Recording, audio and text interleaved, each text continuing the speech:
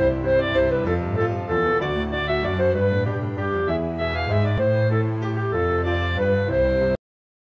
this video, I just want to introduce the basics of the circular touch. We have quite a few circular touches in TTouch, and I'm going to cover a few of them over the course of the calendar. But I just wanted to introduce the main principles of the circular touch because they are in common to all of the, or most of the circular touches. So to illustrate this, I'm going to use a touch called the Clouded Leopard, which uses the top pads of the fingers, just the top of it. So the basic circular touch is a circle and a quarter, normally clockwise, going round a full circle and then an extra quarter. Now you can think about the circle as either being clock face, so wherever you lay your fingers down, just think about it as being 6 o'clock, and then move the circle up round the clock face through 12, back down to 6, and then up to 9.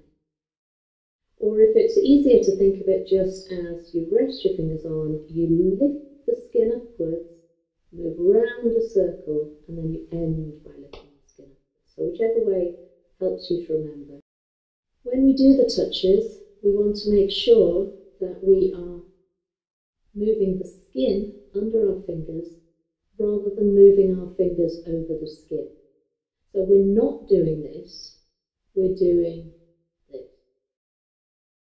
So once you've got the basic circle, we need to think about the pressure. Just rest your thumb on. The thumb is there to steady your hand. Just allow then your fingers to rest on the skin and use enough pressure to just be able to move the skin in a circle and a quarter. So you're not pushing in, you shouldn't be seeing marks and indentations on your arm.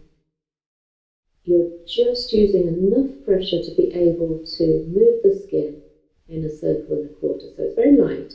It's not going down into muscle like massage. It's a much lighter touch.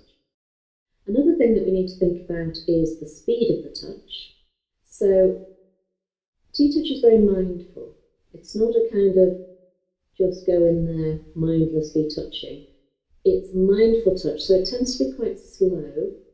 So you may be doing 2 seconds or so for it.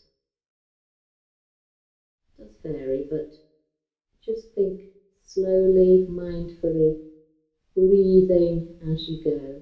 Try not to hold your breath. That's what we tend to do when we're concentrating. Just try to remember to breathe and to just go in a nice, gentle rhythm. And the other thing to think about is how your hand is positioned. So ideally you're wanting to keep your hand to your wrist straight, so you're doing your touches with the wrist nice and flexible.